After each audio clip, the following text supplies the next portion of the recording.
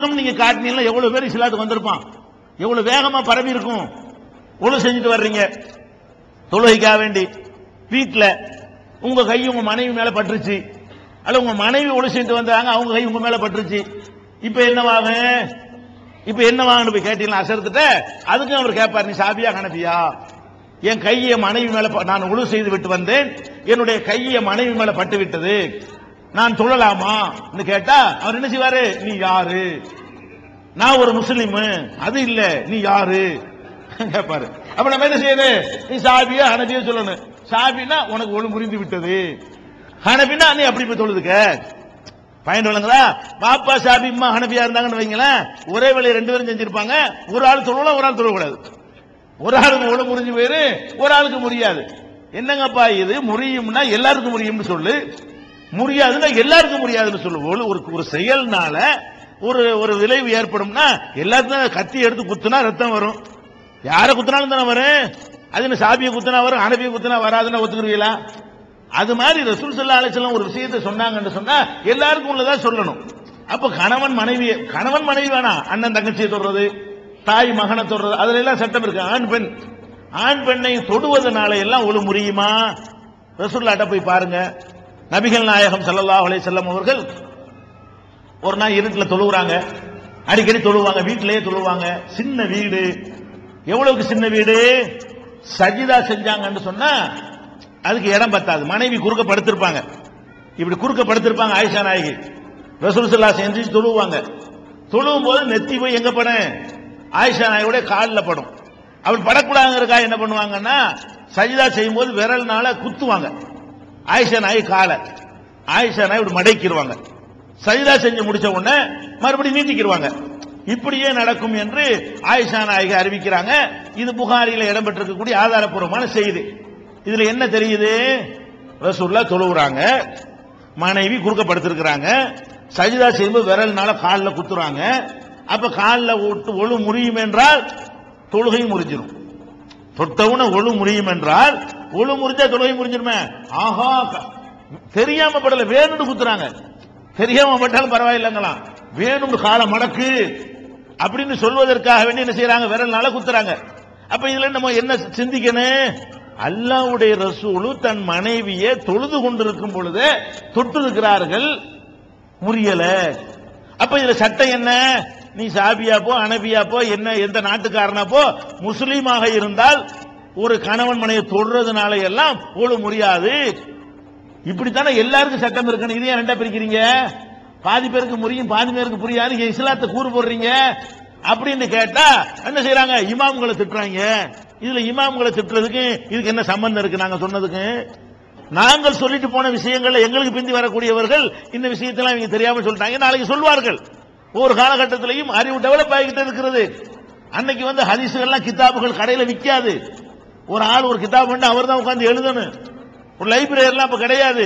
இப்ப என்ன நிலைமை, எல்லாம் சாப்ட்வேருக்குள்ள அவ்வளவு கிதாப் வச்சிருக்கிறான். கம்ப்யூட்டர்ல வந்துருச்சு. இப்ப போன்ல, செல்போன்ல, என்னுடைய இந்த செல்போன்ல 3000 கிதாப் வச்சிருக்கிறேன். எந்த ஹதீஸ் கேட்டாலும் இதுல இருந்து எடுத்து காட்டுவேன். அப்ப அந்த மாதிரி எல்லாம் அட்வான்ஸான யுகத்தில் நம்ம வாழ்ந்து கொண்டிருக்கிறோம். நமக்கு மேல இன்னும் அட்வான்ஸா வரப்போகுது. அப்ப அவர்கள் சீக்கிரமா தேடி விடுவார்கள். ஒரு ஹதீஸ் இருக்குதா இல்லையாங்கிறதுக்கு பெரட்டி தேடுறதுக்கு 3 மாசம் ஆகும். 3 செகண்ட்ல இப்ப எடுத்து சொல்லிவிடுவோம் ஒரு இருக்குதா இல்லையாங்கிறத. அப்ப அந்த மாதிரி இருக்கும்போது நம்ம என்ன பார்க்கிறோம், உதாரணத்துக்கு நான் சில சொல்றேன் கேளுங்களேன். இப்ப பெருநா தொழுகிறோம். பெருநா தொழுகிறது பள்ளி வாசல்ல எல்லா முஸ்லீம் தொழுகிறாங்க பெரும்பாலும். இங்க எந்த நாட்டில் எப்படி செய்யறாங்கன்னு எனக்கு தெரியாது. இந்தியாவை பொறுத்த வரைக்கும், தமிழ்நாட்டை பொறுத்த வரைக்கும் 90% ஊர்களில் போய் என்ன செய்யறாங்க, பள்ளி வாசல்ல போய் பெருநா தொழுகிறாங்க. ஆனால் பள்ளி வாசல்ல பெருநா தொழு நபி வழியே கிடையாது. ரசூல் ஸல்லல்லாஹு அலைஹி வஸல்லம் அவர்கள் அவங்க வாழ்நாள்ல ஒரு தடவை கூட பள்ளி வாசல்ல பெருநா தொழுதே கிடையாது. ஆனா அந்த பள்ளி வாசல் நம்ம பள்ளி வாசலை விட சிறந்த பள்ளி வாசல். உலகத்தில் 3 பள்ளி வாசல் சிறந்தது என்று ரசூலுல்லாஹ் சொன்னாங்க. ஒன்னு மஸ்ஜிதுல் ஹராம், இன்னொன்னு மஸ்ஜித் நபவி, இன்னொன்னு பைத்துல் முகத்தஸ் சொன்னாங்க. அதை தவிர பாக்கி எல்லாம் சமம் தான். இந்த 3 பள்ளியை தவிர இங்க மலேசியா பள்ளியும் சரிதான், சென்னையில் இருக்கிற பள்ளி வாசல் ஒண்ணுதான். நம்மளை பொறுத்த எல்லாம் சமமானது. இது கூடுனது அது குறைஞ்சதுன்னு சொல்ல இயலாது. ஆனால் ரசூலுல்லாஹ் கட்டின மஸ்ஜித் நபவி சிறந்தது. மீடியா வேல்ட் வழங்கும் புதிய தலைப்புகள். சகோதரர் PJ ஆற்றிய உரைகள். சத்தியம் குர்ஆன் ஹதீஸ், அசத்தியம் கிருஷ்ணாம்பேட்டை. நாங்கள் சொல்வது குர்ஆன் ஹதீஸ் வழியில் துளசேந்திரபுரம். இதுதான் இஸ்லாம் என்பது ஓரிரை கொள்கையே பாடி. இஸ்லாத்தில் நுழைந்த வரதட்சணையும் அதனால் ஏற்பட்ட விபரீதமும் பெரியப்பட்டினம். தூதர் காட்டிய வழி மதுரை. ஏகத்துவமும் தூதுத்துவமும் மும்பை. அழிவை நோக்கி மும்பை. முஸ்லிம்கள் மத்தியில் நுழைந்த தீமைகள் மும்பை. இஸ்லாம் கூறும் சமுதாய பணிகள் வந்தவாசி. ஈமானில் உறுதி வேண்டும். அல்லாஹ்வின் பாதையில் செலவிடுங்கள். முஸ்லிம்களின் தனியிட ஒதுக்கீட்டின் நிலை மூர்த்தரு. மறுமை வெற்றிக்கு என்ன வழி? மறுமை வாழ்வே இம்மையின் லட்சியம் லால்பேட்டை. TNTJ-யின் அரும்பணிகள் கோபிச்செட்டிப்பாளையம். இஸ்லாம் ஒரு இனிய மார்க்கம் மதுரை 2006 மற்றும் முத்துப்பேட்டை. இஸ்லாம் ஒரு எளிய மார்க்கம் யாசர்பாடி. TJ-யின் கேள்வி நேரம் சிதம்பரம் மற்றும் பெங்களூர். சகோதரர் அல்தாஃப் ஆற்றிய உரைகள். இஸ்லாமும் நகைச்சுவையும். இஸ்லாம் கூறும் நிர்வாகம் துபாய். முஸ்லிம்கள் முன்னேறாதது ஏன் கடலூர். இஸ்லாத்தின் பார்வையில் தலாக் பாபநாசம். இஸ்லாம் கூறும் அறிவியல் உண்மைகள் அம்பத்தூர் மற்றும் மார்க்க அறிஞர்கள் உரையாற்றிய 1000க்கும் மேற்பட்ட தலைப்புகள் கிடைக்கும் இடம் மீடியா வேல்ட் 81 அங்கப்பநாயக்கன் தெரு மண்ணடி சென்னை 1. Cell number 94436006 9380459819. அப்படி சிறந்த பள்ளி இருக்க அதை விட்டுட்டு ஓபன் பிளேஸ்ல திறந்த வெளியில திடல்ல ரசூல் ஸல்லல்லாஹு அலைஹி வஸல்லம் அவர்கள் பெருநாள் தொழுகை தொழுதார்கள். இது எதை காட்டுது? பர்பஸா வேணும்னே ரசூலுல்லாஹ் தேர்ந்தெடுக்கிறாங்க. எதை தேர்ந்தெடுக்கிறாங்க? திடல்ல தான் பெருநாள் தொழுகை தொழணும், பள்ளிகளை தொழுகிறது இல்ல ஆக்குறாங்க. அது கூட என்ன காரணம் சொல்லாட்ட நமக்கு விளங்குது. என்ன விளங்குது?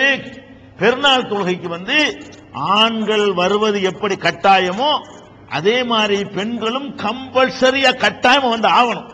எதுக்கு? பெருநாள் தொழுகையை பொறுத்த வரைக்கும் மற்ற ஜமாத்துகளுக்கு அவங்களுக்கு அனுமதி தான். பெருநாள் தொழுகைக்கு ஆம்பளைக்கு எப்படி கடமையோ அதே மாதிரி பொம்பளை வந்தாகணும். ஆனா பெண்களை பொறுத்த வரைக்கும் அவர்கள் தொழுகைக்கு ஏற்ற நேரம் சில இல்லாத நேரம் இருக்கிறது. சில நேரம் அவர் தொழுக முடியாது. அந்த மாதிரி நேரத்தில் உள்ளவங்க இருப்பாங்களே என்பதற்காக ரசூல் ஸல்லல்லாஹு அலைஹி வஸல்லம் சொல்றாங்க அவங்களும் தான் வரணும். அவங்க எல்லா மக்களோட மக்களா இருக்கணும். தொழும் போது மட்டும் ஒதுங்கி இருந்துக்கணும். மற்ற பயான்களை கேட்கணும். அந்த நாளுடைய சந்தோஷத்தை பகிர்ந்து கொள்ளணும். ஒருத்தர் பார்த்து கொள்ளணும். அனைத்து முஸ்லிமும் வரணும். இப்ப பள்ளி ஏன் விட்டாங்கன்னு வழங்குதா? இப்ப பள்ளி வாசல்ல மாதவிடாய் பெண்கள் வர முடியாது. பள்ளி வாசலுக்கு வர சொன்னா எல்லா பெண்களும் வர முடியுமா?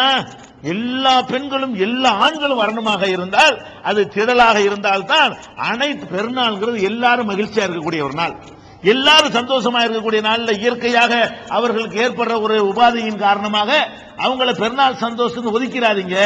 அவங்களும் எல்லாரும் மாதிரி ட்ரெஸ் போடட்டும், அவங்களும் எல்லாரும் மாதிரி சந்தோஷமா வரட்டும், அவங்களும் அந்த கூட்டத்தில் கலந்துக்கிறட்டும், தொழுகைங்கிற ஒரு செயல்ல இருந்து மட்டும் ஒதுங்கி கொள்ளட்டும், மற்ற நேரத்தில் அவங்க இருக்கட்டும்னு சொன்னாங்களே. இது எத்தனை ஊர்ல கடைபிடிக்கிறீங்க? எங்க மதுஹப்ல அனுமதி இல்லைங்கிறீங்க. பொம்பளையில ஏன்டா கூப்பிட மாட்டேங்கிறீங்கன்னா எங்க மதுஹப்ல இல்லைங்கிறீங்க. அதே மாதிரி இப்படி நிறைய விஷயங்கள் பெருநாள் தொழுகை ஹனபி மதுஹப்னு சொல்றாங்க. அவங்க 6 தக்பீர் கட்டுவாங்க. வருஷத்துல ஒரு கால் தொழுகை 2 தடவை தொழுகை. அதை கூட சுன்னத்தான முறையில் தொழுகிறாங்களான்னு பாத்தீங்கன்னா 3 தக்பீர் தான் கட்டுவாங்க. ஆனா ரசூல் ஸல்லல்லாஹு அலைஹி வஸல்லம் அவர்கள் பெருநாளைக்கு 3 தக்பீர் கட்டின ஒரு ஆதாரமும் கிடையாது. முதல் ரக்காத்துல 7, இரண்டாவது ரக்காத்துல 5 தக்பீர், 12 தக்பீர் இருந்தது. அப்ப அதையும் சுன்னத்து இல்லாம இப்படி எல்லாம் செய்றீங்களான்னு கேட்டா இமாம்களை திட்டுறாங்க. இமாம்களை நாங்க திட்டுறது இல்ல. குர்ஆன்ல எந்த இமாம் சொன்னாலும் சில விஷயத்துல ஷாஃபி இமாம் சொன்னது சரியா இருந்தா அதை ஏத்துக்கிட்டு போங்க, சில விஷயத்துல ஹனபி இமாம் சொன்னது சரியா இருந்தா அதை ஏத்துக்கிட்டு போங்க, சில விஷயத்துல 4 இமாமே தப்பா சொல்லியிருப்பாங்க, வேற ஒருத்தர் சரியா சொல்லியிருப்பாரு, அதை எடுத்துட்டு போங்க. குர்ஆன் ஹதீஸ் ஆதாரத்தோட யாரு சொல்றாங்களோ அதை எடுத்துக்கிறங்க. குர்ஆன் ஹதீஸ் ஆதாரம் இல்லாம யார் சொன்னாலும் தூக்கி போட்டுருங்க. இப்படின்னு சொல்லுவது பிளவா ஒற்றுமையா? இப்படி இருந்தாலும் ஒற்றுமை ஏற்படும். நம்ம பிளவுபடுத்துறோமா? பிளவுபடுத்துறோம், ஒற்றுமை தான் படுத்துறோம். அதனால இந்த அடிப்படையை புரிந்து கொண்டு நடக்கக்கூடிய நன்மக்களாக என்ன செய்யணும்? நம்ம மாறணும். நம்ம சொல்லக்கூடிய மெசேஜ் இவ்வளவுதான். குர்ஆன் ஹதீஸ் அடிப்படையில் உங்களுடைய வாழ்க்கை அமைத்துக் கொள்ளுங்கள். குர்ஆன் ஹதீஸ்ல இல்லாத எல்லாத்தையும் தூக்கி எறிந்து விடுங்கள். இதை விளங்காம தப்பு தவறாக பிரச்சாரம் செய்கிறார்கள். இதை உணர்ந்து நடக்கக்கூடிய நன்மக்களாக அல்லாஹ் ரப்பல் ஆலமீன் நம் அனைவரையும் ஆக்கி அருள்வானாக. வாஹிர் தாவானா அனில் ஹம்துலில்லாஹி ரப்பில் ஆலமீன்.